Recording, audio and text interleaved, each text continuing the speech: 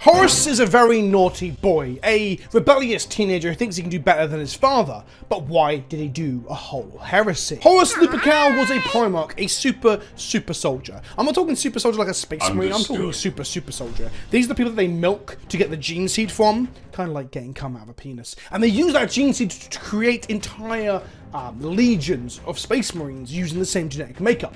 These guys are double-R bastards. Each one has its own superpower. Sanguinius can fly and is very pretty. Rogel Dawn is very good at building walls and so on and so on.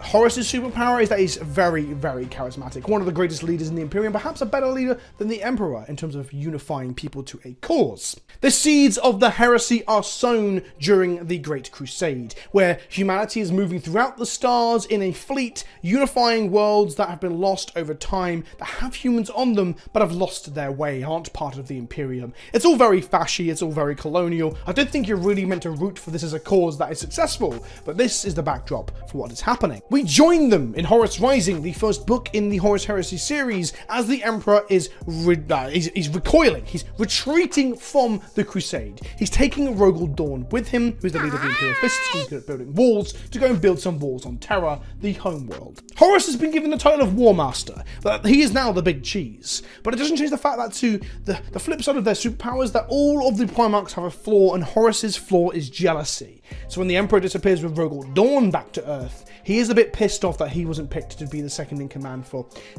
strengthening Earth, even though he's commanding the greatest fleet in the universe. You can't please some people. There is an ego to Horus. The Lunar Wolves are his legion, and after the Emperor leaves, he rebrands them into the Sons of Horus, which does sound like an ego trip, doesn't it? The Lunar Wolves are one of the big, important Space Marine legions. In a sense, they're almost more the main character than the Ultramarines are in the Horus Heresy itself, because they are the ones that took part in the first off-world campaign. They're the main core part of the Great Crusade. There's a lot of things here to unpack in terms of lore and canon I can't go into possibly in this video, because the lore of Warhammer is so dense, it's like a turgid shit. The day after, the morning after, and Night on the Guinness. Whilst Horus is good at what he does, after the Emperor leaves, things kind of go to shit.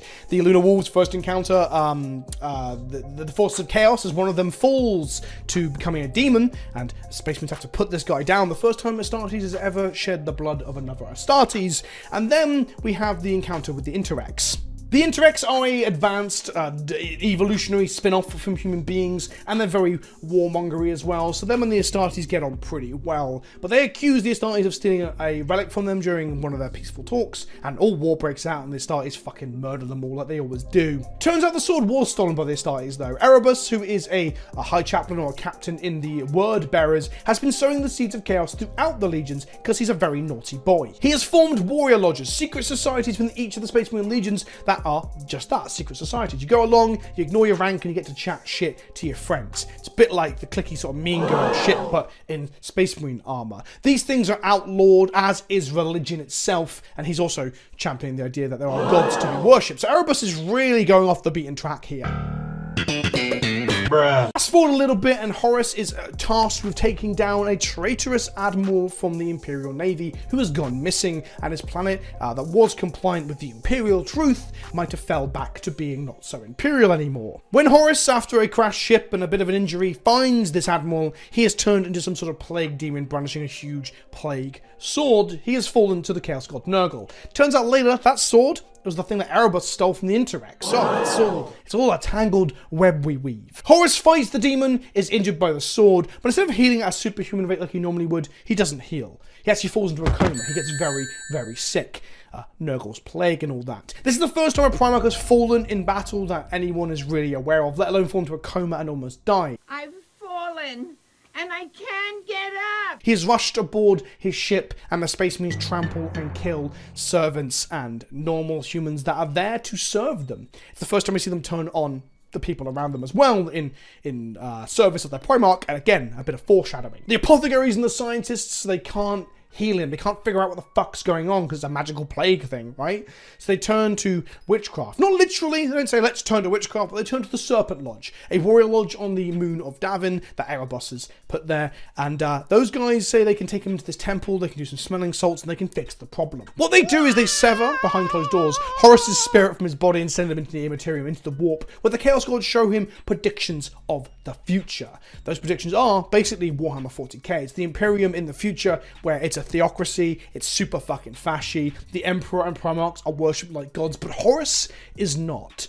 And Horus is both jealous that he is not among the Pantheon, and also doesn't like what he sees of the Imperium. So he strikes a deal that he'll kill the Emperor and take over, in exchange for power from the Dark Gods, and they are willing to do so. So they retract the curse, the plague, and let him go on his way.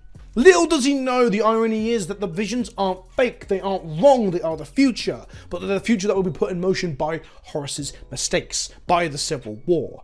No one is saying the Emperor is right here, but Horus definitely isn't right either. I was going to say wrong then, isn't right either. All the while, Magnus the Red, the leader of the Thousand Sons, the most tragic hero amongst all of this, is trying to warn Horus by descending into the warp himself, using his own powerful psychic abilities, and he fails to warn him or fails to convince him that things are going wrong. So then he flips the other way. He tries to send his spirit to see the Emperor and tell the Emperor what's going on, and inadvertently trips some wires and fucks up the psychic defenses of Earth and just ruins everything.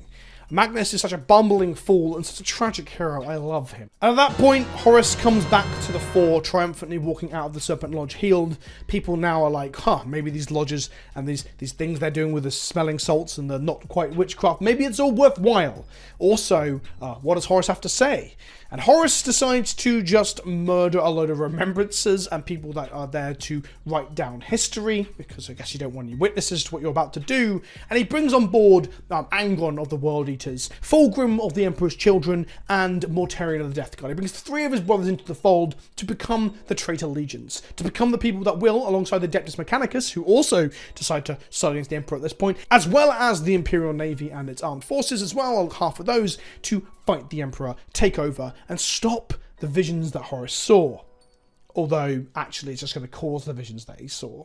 And he begins this with the atrocities on Istvan 3, where he drops virus bombs and kills all of the loyalists, all of the people that he thinks he can't turn to his cause. They're Gavriel Loken, basically the main character of the first 2 to 3 books of the Horus Heresy, and his companies on this planet. They get word, though, thanks to someone leaking the information to them, and they hide, and some of them survive, and then we get our first full-scale Astartes action on the seared planet of Istvan. And that's the beginnings of the Horus Heresy. If you've enjoyed this little snippet of Warhammer lore, why don't you check out the video where I talk about whether the Eldar fucked too much. And, they finger-banged a Chaos God into existence, so there could be an argument that they might have sniffed each other's farts a little bit too much. I've been Vince, smash that like button, don't forget to subscribe, and I'll see you all soon. Ta-ta for now.